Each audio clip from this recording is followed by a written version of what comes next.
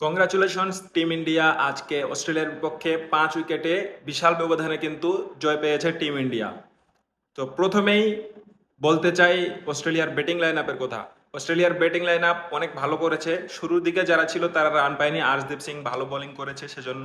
কিন্তু পরে এসে টিম ডেভিড আর মার্কুস স্টোয়নিস যে ধামাকাটা দিয়েছে, একদম অসাধারণ ধামাকা দিয়েছে। একদম টিম ডেভিড নিয়েছে 38 বলে 74 রান, 5টা ছক্কা 8টা ফোর ছিল। 5টা যে ছয় মেরেছে বড় বড় ছয়, আর টিম ডেভিডের ছয়গুলা বড় বড় হয়, এটা সবাই কিন্তু জানে। আর এই মধ্যে এর একটা ছয়ের মধ্যে কিন্তু একটা রেকর্ড গড়া ছয় রয়েছে, যেটা আকসার প্যাটেলের বলে টিম ডেভিড মেরেছেন একদম সোজা 129 মিটারের ছক্কা। এটা কিন্তু রেকর্ড বুকে থেকে যাবে। তারপরে মার্কুস স্টোয়নিস এসে 39 বলে 64 রানের একটা ইনিংস খেলেছে। টিম ডেভিড আর স্টোয়নিস কিন্তু এই পার্টনারশিপটা দিয়েছিল। স্টোয়নিস 2টি ছক্কা মেরেছে এবং 8টা চার মেরেছে। স্ট্রাইক রেট হলো 164। আর টিম ডেভিড 194 স্ট্রাইক রেটে ব্যাটিং করেছে, 195 প্রায় 195 স্ট্রাইক রেটে ব্যাটিং করেছে। ইন্ডিয়ার বোলারদেরকে একদম তুনোধুনো করে দিয়েছে, শুধুমাত্র আর্শদীপ সিং ছাড়া। তারপরে দেখেন ম্যাথিউ শর্ট এসে 15 বলে 26 রানের ইনিংস একটা খেলে গেছেন 173 স্ট্রাইক রেটে। তারপরে দেখেন আর্শদীপ সিং 4 ওভারে 35 রান দিয়ে 3টা উইকেট পেয়েছে। তাকে নিয়ে অনেক সমালোচনা চলতেছিল, কিন্তু সে উইকেট নিয়ে দেখিয়ে দিল যে না, সে এখনো ফুরায়নি।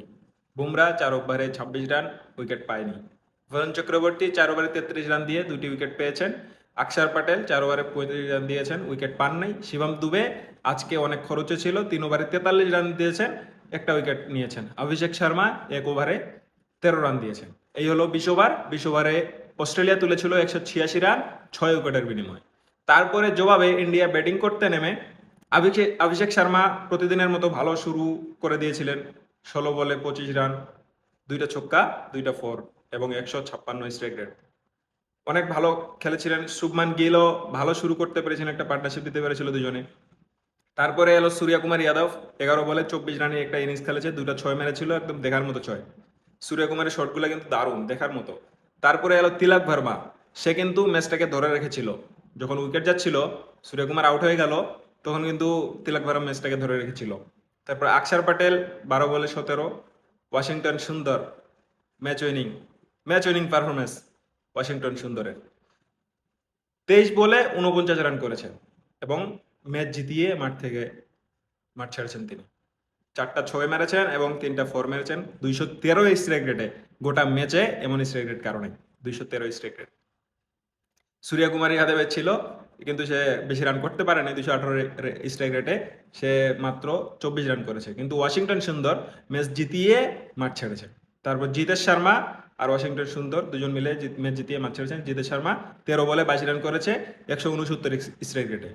সব মিলিয়ে ইন্ডিয়ার যে ইনিংসটা ছিল, রান চেজ যে একটা ছিল, সুন্দরভাবে তারা তাদের মাইন্ড সেট আপটা কাজে লাগাতে পেরেছে, বিধায় তারা কিন্তু 5 উইকেটে জয়লাভ করেছে ইন্ডিয়া। সব মিলিয়ে ভালো খেলেছে ইন্ডিয়া। তিনটা ম্যাচ হলো। প্রথম ম্যাচটা তো পানিতে ভেস্তে গিয়েছিল, দ্বিতীয় ম্যাচটা অস্ট্রেলিয়া জিতেছিল, তৃতীয় ম্যাচটা কিন্তু ইন্ডিয়া জিতে গেল। এখন বলা চলে 1-1। আরো 2টা ম্যাচ আছে, এর পরের ম্যাচে দেখা যাবে সিরিজটা কে জিতছে। 1-1 আপাতত হচ্ছে, এর পরের ম্যাচে দেখা যাবে সিরিজটা কে জিতছে। সিরিজ জয়ের দৌড়ে কে এগিয়ে থাকছে, এর পরের ম্যাচে এটা নির্ধারণ হবে। তো এই ছিল। ভালো থাকবেন সবাই।